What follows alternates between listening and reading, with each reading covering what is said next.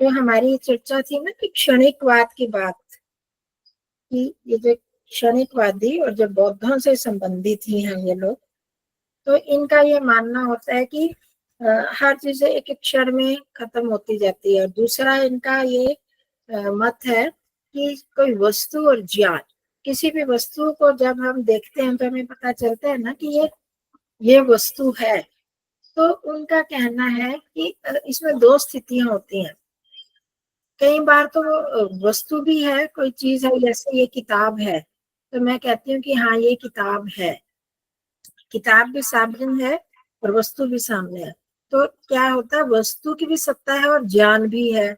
और कई बार ऐसे होता है कि हाँ चीज तो सामने नहीं है, और प्राय बहुत बार होता है ऐसे, कोई वस्तु सामने नहीं है पर हम उसको याद, उसका ज्ञान रहता है हमारे अंदर कि हाँ ये वस्तु हाँ किताब है, ऐसी है, उसका ज्ञान है मेरे पास, परंतु वो वस्तु नहीं। तो अब उनका ये कहना है कि सत्ता सिर्फ ज्ञान की होती है, किसी वस्तु की सत्ता नहीं होती। ठीक है, समझ रहे हो मेरी बात को? क्या उनका मानना है कि कोई भी वस्तु तो वस्तु चाहे नहीं होती, परंतु उसकी सत्ता ही होती है, और ज्ञान की सत्ता होती है, वस्तु की नहीं होती। ज्ञान रहता है, वस्तु नहीं रहती, ये उनका कहना है। तो आप लोग क्या सोचते हैं, ऐसा हो सकता है क्या,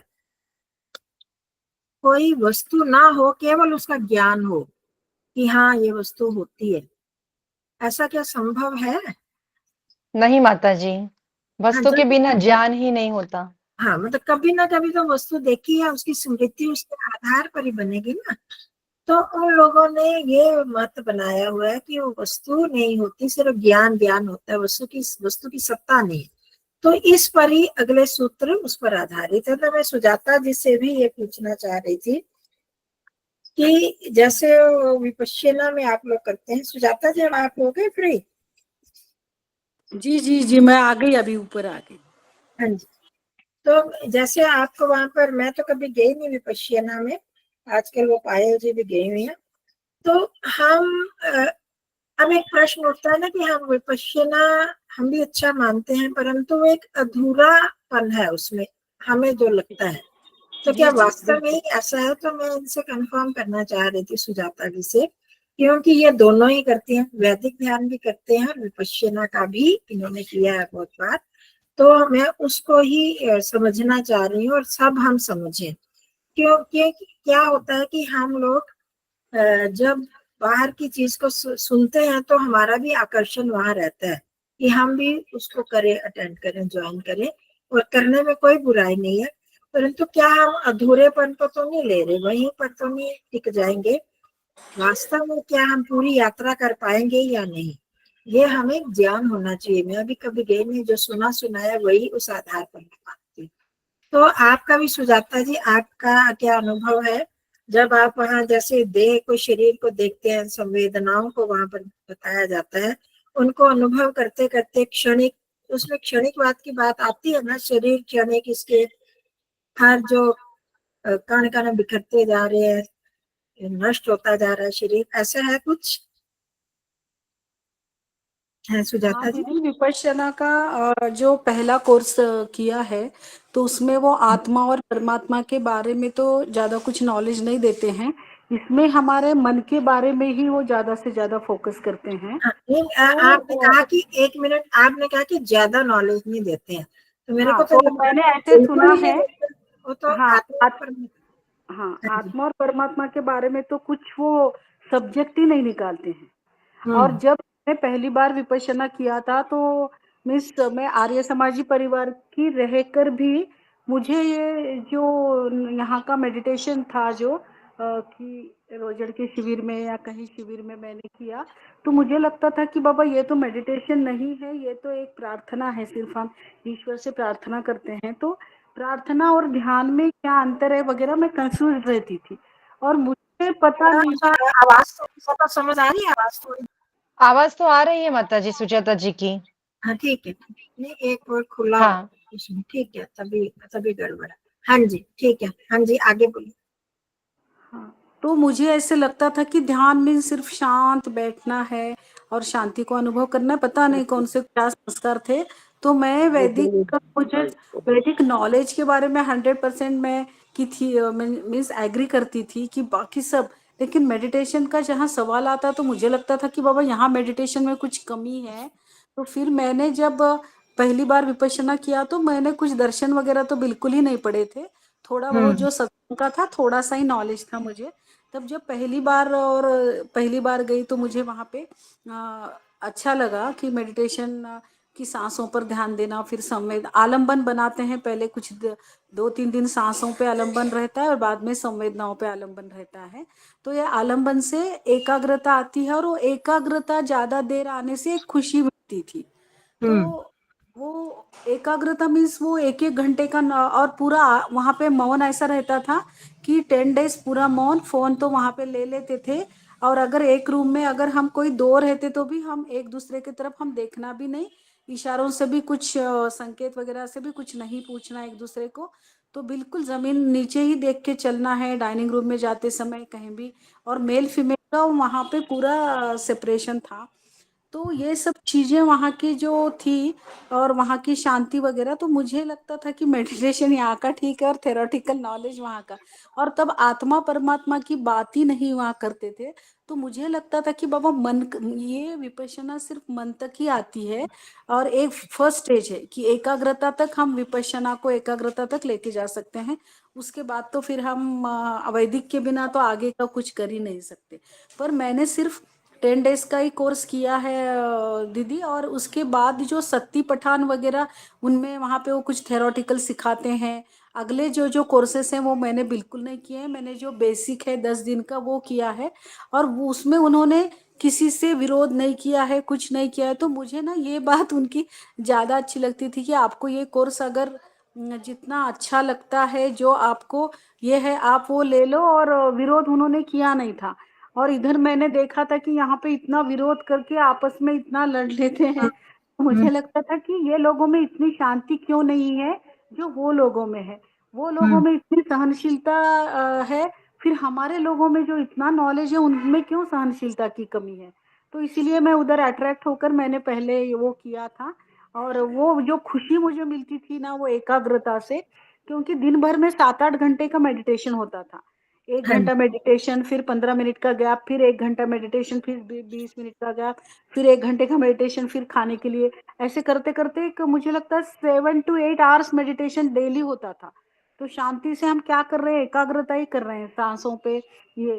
तो वो जो शांति मिलती थी, वो जो मौन रहने के कारण भी शांति, और वहां भी कोई बात नहीं कर रहा है, कुछ नहीं। और समझो अगर कोई वैदिक नॉलेज वाला वहां गया तो वो तो इतना अच्छे से चिंतन कर सकेगा वो सब मौन के वातावरण में वगैरह। पर मुझे तो ज्यादा नॉलेज नहीं था चिंतन का। तो ध्यान करना और ये करना तो फिर उसमें ना मन तक ही जाती है विपश्यना। उसके आगे का मुझे मेरे बहुत कम नॉलेज के हिसाब से उतना ही समझ में आया कि ये मन तक तो ठीक है। और किसी को मन को एकाग्रता का अगर अनुभव लेना है तो विपश्यना तो करनी चाहिए। और करने में कुछ इतना ये नहीं है, क्योंकि हमको वो भी समझ में आता है कि बाबा कि मैंने हाँ बचपन से हाँ बिल्कुल ठीक है, हम भी तो शुरू में वही करते हैं ना। हाँ पर ये कि वहां पर टोटली यही करते हैं हम थोड़ा सा। तो मैं बस इतना पूछना चाह रही थी कि ये जो क्षणिकवाद वाली बात है वहां पर क्षणिकवाद जिसमें है ना हर चीज नष्ट हो रही है, इस पर अधिक बल दिया जाता है शायद। हाँ। और उसमें वो चीज है जो ये अनित्य है, अनित्य है, अनित्य है, हम्म, बार बार ये बताते हैं। तो इससे हमारे शरीर की अनित्यता, ऐसे हर कण कण की अनित्यता अंदर से, हर अणु रेणु का हर सेल अनित्य है वगैरह जो बताते हैं। और क्षण क्षण में सब संवेदनाएं बदलती जा रही है, सब बदलती जा रही है, ये वो बताते हैं। पर इसका थेरोटिकल पूरा जो भी है वो आगे अगले क्लास में बताते हैं, वो शक्ति पठनम में। तो वो मैंने नहीं किया है। लेकिन यहाँ पे इतना तो है कि और एक दिन वो ऐसा लेते हैं कि आप शरीर की वो एक भग्न अवस्था कुछ बताते हैं। और उसमें हम शरीर के एक एक सेल, तो हम जब वो करते हैं तो हमको बहुत हल्का हल्का लगने लगता है वगैरह। बस बस एकाग्रता ही है बस, और इससे हम्म। ज्यादा मैं नहीं समझ पाई। नहीं नहीं, बहुत अच्छा है वो तो। हम उसी से ही, मेरे को लगता है कि हमारे जहाँ पर मतलब जो वैदिक धर्म की तो शरीर को देखना, शरीर को की यात्रा करना, उसको देखते हुए वहीं से ही लिया गया है। हाँ। जहां तक मैं समझती हूँ। और दीदी उसमें मुझे सबसे हम उसको एक स्टेप आगे हम चलते हैं कि देखने वाला कौन है, वहां सिर्फ मन तक ही, मन की एकाग्रता तक की बात है, तो हम उससे आगे बढ़ना चाहते हैं और ये एक रास्ता मिला है कि उसके द्वारा कौन देख रहा है, कौन हाँ। अनुभव कर रहा है, वहां मन तक रह जाते हैं, मन से कर रहे हैं। हम भी जानते हैं कि मन को लेते हैं, अगर मन को नहीं ले तो अनुभव करने वाला कर ही नहीं सकता। हाँ। शरीर और मन को तो लेना ही है, ये उनकी जो स्टेप है, ये पहली जो सीढ़ी है वो बहुत बढ़िया है। इस हाँ, वैदिक नॉलेज तो हाईएस्ट है ही, ये तो सिर्फ एक स्टेप तक ही जाती है। तो आगे ये जो हमारे योग सूत्रों में बताया, ये बात वहां से चली कि वहां पर क्षणिकवाद की बात आई है ना, आपको भी याद हो कैवल्यपाद में बाद में, तो हाँ। वो कहते हैं कि चित्त नष्ट हो जाता है, हर चीज जो वस्तु है, जैसे कि अभी मैंने बताया, वस्तु जो नष्ट हो जाती है ही नहीं कोई वस्तु। तो अब है या नहीं है, सिर्फ ज्ञान है ऐसा तो नहीं है। तो उस चीज को करते हुए, तो उसको मैं समझना चाह रही थी आपसे। तो ये बौद्धों से ही संबंधित है, ये वाला जो वाद है क्षणिकवाद, उसमें ये चीज नष्ट हो जाती है, सिर्फ ज्ञानवाद ही है, सिर्फ कोई वस्तु नहीं है। तो जबकि प्रैक्टिकल हम जब देखते हैं संसार में, हमारा जो वैदिक धर्म का जो है वो एक पूर्ण, देखिए एक परिपूर्ण नॉलेज है, जो भी है उसके सारे जितने भी इसके कहेंगे हम पक्ष हैं, वो सारे जो पूर्ण है। उसको लेते हुए आगे बढ़ते हुए यहाँ पर सिर्फ एकाग्रता तक और मन तक जाते हैं, तो वो जब तक नहीं होगा तो आगे भी नहीं हम बढ़ पाएंगे। उसको करना भी जरूरी है। तो परंतु हमारे आगे के जो सिद्धांत है, हम लोग सिर्फ वहां तक अगर रह जाते हैं तो वहीं तक फंसे रहेंगे, तो फिर हम आगे पूरी यात्रा नहीं कर पाएंगे। जैसे कि आपकी भी ये इच्छा थी कि वहां तक तो पहुंच गए, तो आगे क्या किया जाए। तो आगे हमने स्वयं को समझना और परमात्मा को समझना, जो असली सुख जो मिलने वाला है, दुखों से छुटकारा तो तभी होगा ना, मन से भी ऊपर चले जाए, आत्मा से भी ऊपर चले जाए। तो ये जो हमें वैदिक पद्धति तो वो बताती है, तो उसको हम किसी का भी क्रिटिसाइज, ना हमें विरोध करना चाहिए, ना करते हैं, जो अच्छाई है वो लेते जाए। तो हमने उनका यही स्टेप हमने लिया है, जो शरीर की अनित्यता, ये संसार की अनित्यता, प्रकृति की अनित्यता। अब जब हम शरीर को देखते हैं तो हम यही तो करते हैं ना, कि जैसे सांसें भी आ रही हैं जा रही हैं, संवेदनाएं आ रही हैं जा रही हैं, उनमें परिवर्तन होता जा रहा है, परंतु जो देखने वाला है वो परिवर्तित नहीं होता, वो वही रहता है। तो अगले सूत्रों में उस बारे में भी बताया है, तो हम कल उसको करेंगे, आज तो गड़बड़ हो गया थोड़ा काम।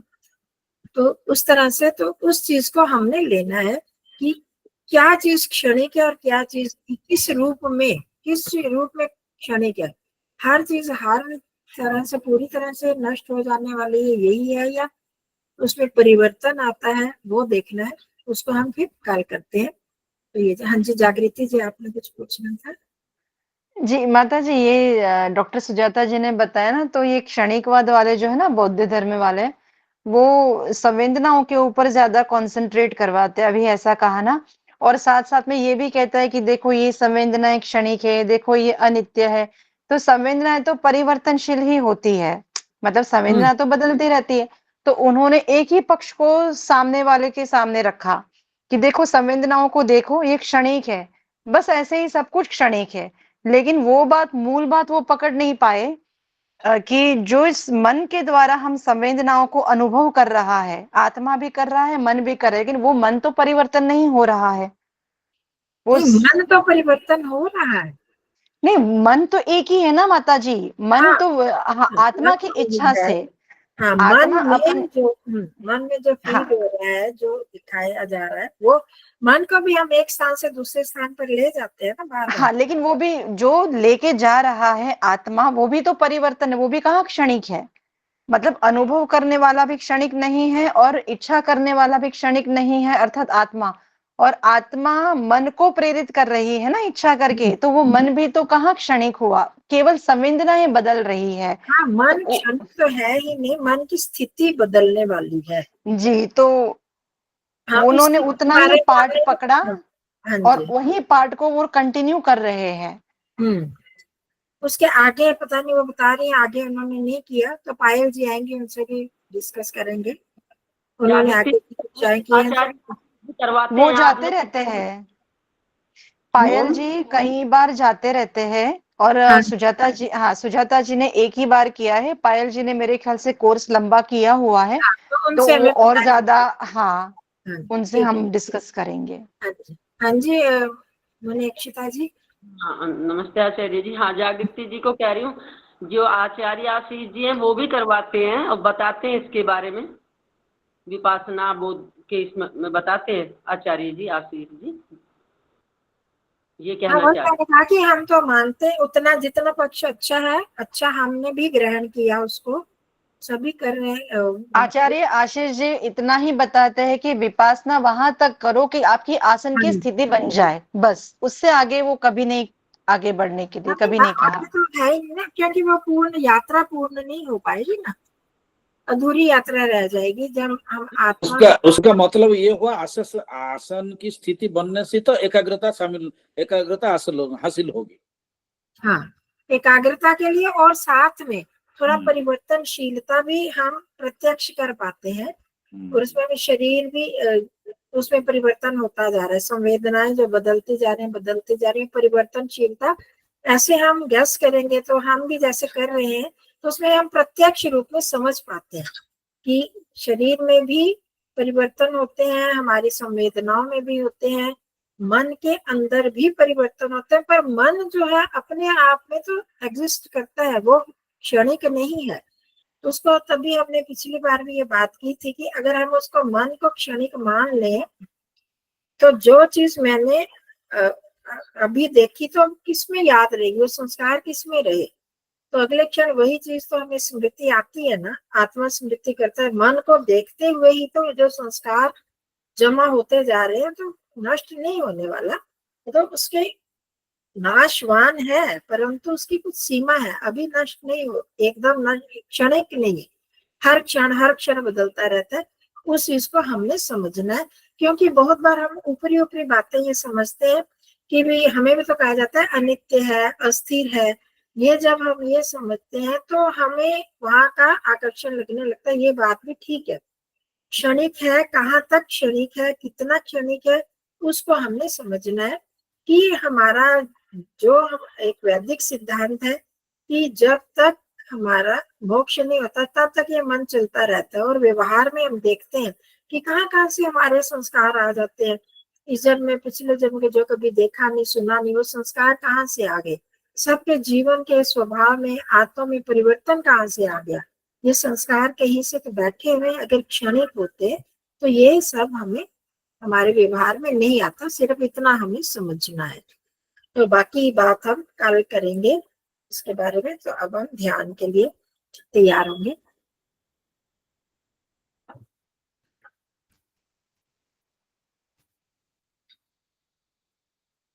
वो शरीर परिणामशील है, परिणामी है, मन